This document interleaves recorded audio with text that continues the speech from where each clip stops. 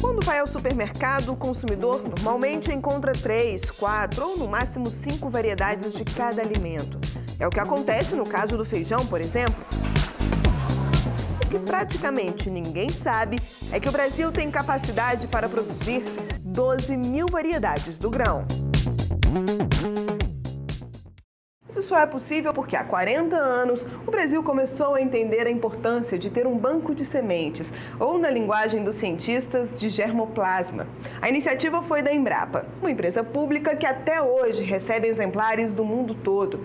Já são 125 mil amostras guardadas, um tesouro essencial para garantir a segurança alimentar do planeta.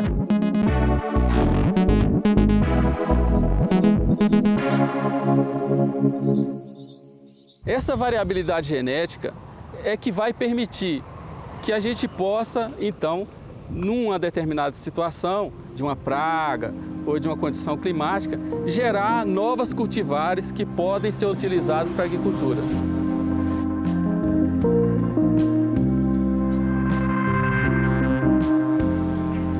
Assim que chegam a esse prédio da Embrapa em Brasília, as sementes são documentadas, contadas e desidratadas. Depois disso, o material é submetido a um controle de qualidade. E as amostras que passam no teste são colocadas em câmaras frias como esta. Aqui, a temperatura é de menos 20 graus. Nós precisamos de duas condições para que as sementes permaneçam vivas por longo período de tempo, que é o que a gente precisa aqui. Então, uma dessas condições é que as sementes tenham baixo conteúdo de água, né? Ela não pode ter muita água dentro dela, porque outra condição que a gente precisa é baixa temperatura.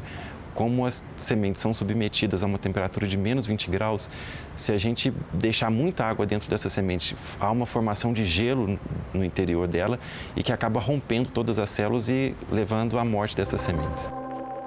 Mas algumas variedades precisam ser guardadas em condições diferentes para não perderem a capacidade de germinação. Uma alternativa é a conservação in vitro. Essa tecnologia permite que a gente mantenha as plântulas, né, que são as plantas em estágio bem inicial, em meio de cultura dentro de frascos, como tubos de ensaio, por exemplo.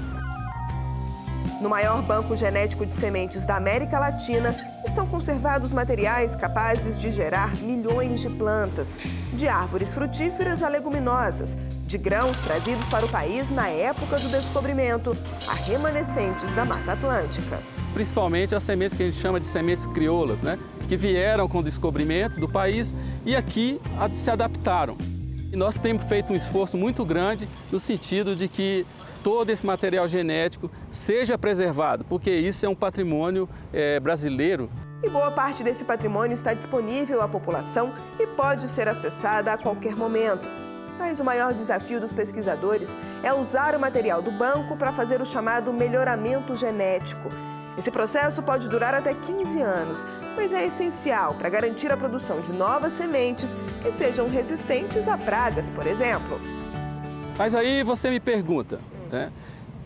Será que a gente tem que esperar para que haja uma praga, por exemplo, a ferrugem da soja, né, que aqui chegou e que destruiu a plantação de soja e aí que a gente foi buscar uma alternativa? Não, nem sempre é assim.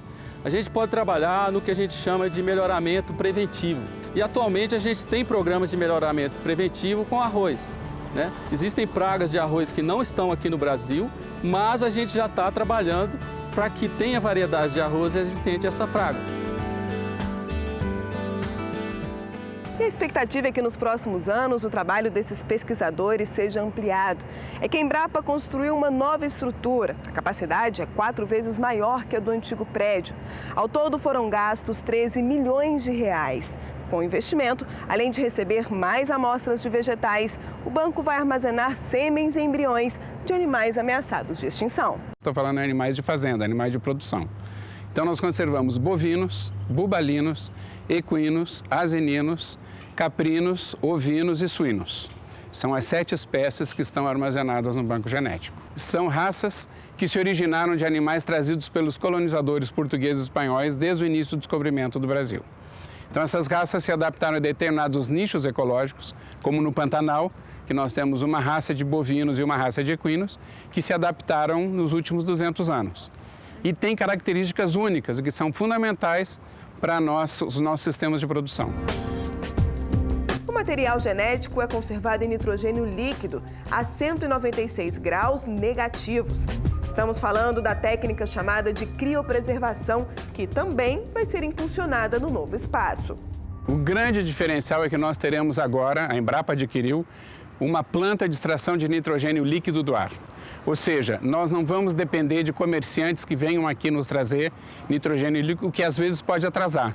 Então nós temos um equipamento que vai diariamente estar extraindo nitrogênio líquido do ar e automaticamente alimentando os botijões. Nós temos certeza que a nossa capacidade de armazenamento vai aumentar muito. E a expectativa é mesmo ousada. Quando todo o complexo estiver funcionando, em vez do 7º, o Brasil terá o 3º maior banco genético do mundo. A gente está trabalhando com as perspectivas de futuro de 50, de 100 anos. Essa estrutura deve ficar aí, né? Ela tem toda a estrutura moderna dos laboratórios de in vitro e de criopreservação, de banco de DNA, tudo de animal, planta e micro-organismo. Então, é uma estrutura bastante moderna, digamos, com o que existe hoje no mundo, né? E preparada para aguentar aí os desafios que a gente tem da conservação.